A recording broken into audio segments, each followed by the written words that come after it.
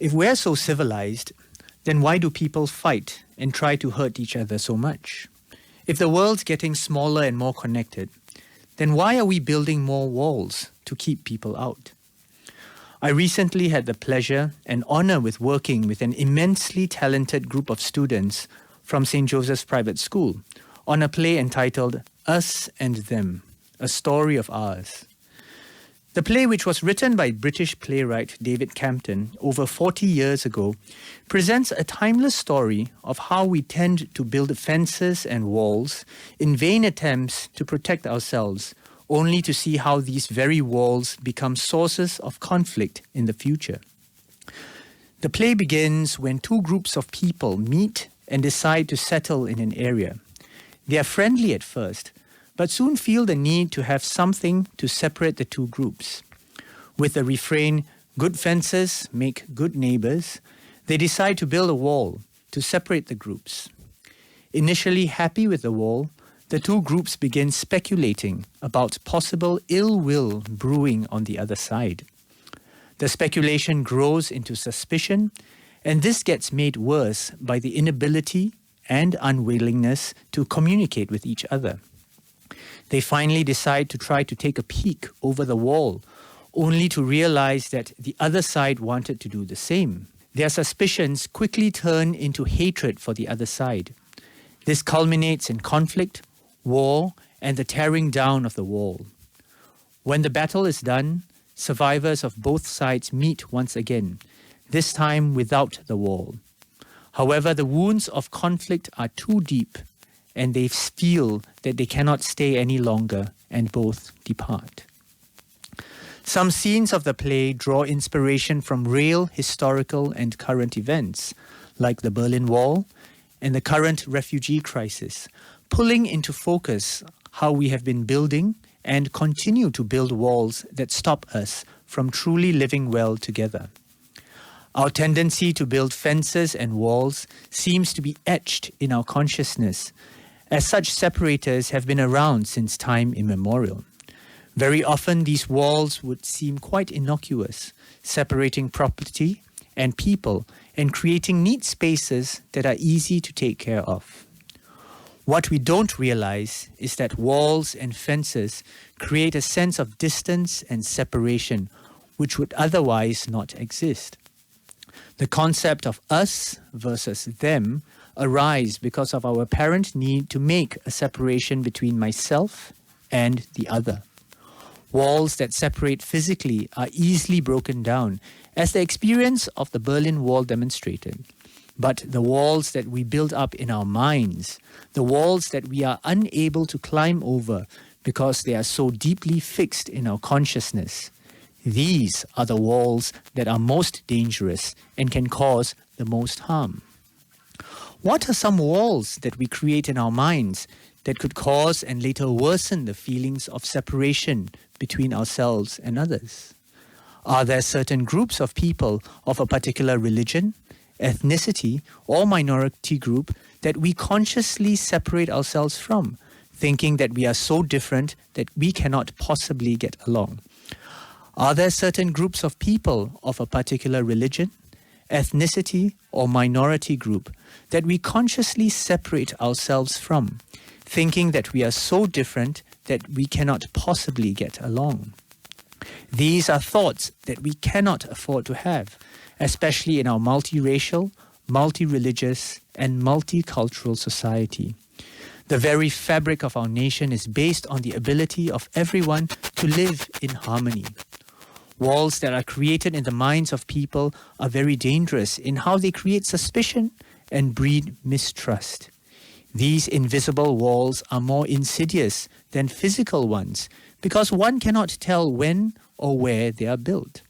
A wall that blocks out a particular religion or that vilifies a particular ethnic group can start small, but can easily turn into more serious prejudice or even persecution if this thought spreads to those who have the power to legislate or influence others. We realize that separation breeds suspicion because we cannot see the other, and this lack of contact and vision makes us believe that we cannot understand the others on the other side of the wall. This suspicion often turns into fear, as the lack of understanding can make one misconstrue the words or actions of others. This fear can easily turn into hate, as it turns one's heart against those who are different.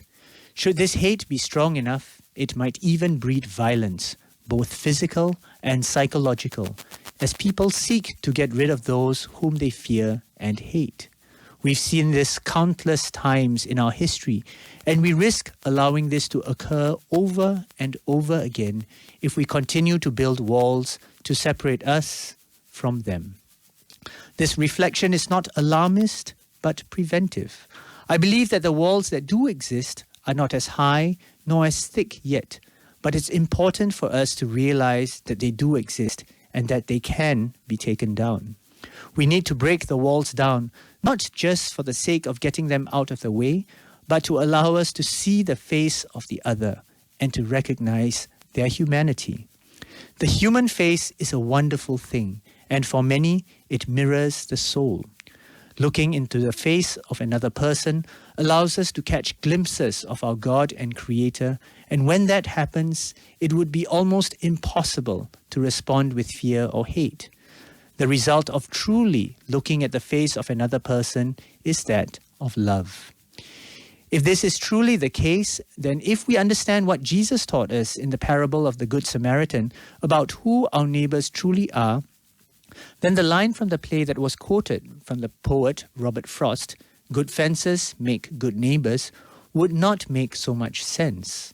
The parable taught us that everyone is our neighbor.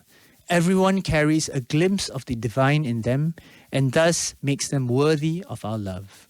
Good neighbors would not, contrary to what Frost says, want to make fences at all, because that would separate us from being able to fully love our neighbors. Being a good neighbor thus means that we need to recognize the common humanity of all those who are around us, and doing that would truly allow us to love all our neighbors. Furthermore, St. John reminds us that God is not only love, but that love casts out all fears. The very act of finding God in our neighbors casts out whatever vestiges of fear that we might have, and the same would undoubtedly happen with the others who might once have feared us as well.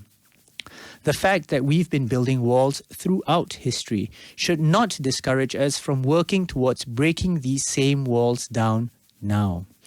The important thing is to reflect and pray, to discern where the walls continue to be in our lives, and to make the effort to start breaking them down so that we can truly do what the Lord has always asked us to do: love our neighbors. Thus, we learn that good fences don't make good neighbors, and neither would good neighbors make good fences. The one thing that counts is this: good neighbors love. And that's all that needs to be said. Perhaps it's apt to end this reflection with a prayer that we used during the play. It's called A Prayer of Ours. O God, who writes our every story, give us grace to give you glory. Help us love our every neighbor, and with your mercy remove all fear. Break down walls that come between, that in the clearing hope be seen. A hope to share with all around, that in our world your love resound. Amen. God is watching us. God is watching us. God is watching us from a distance.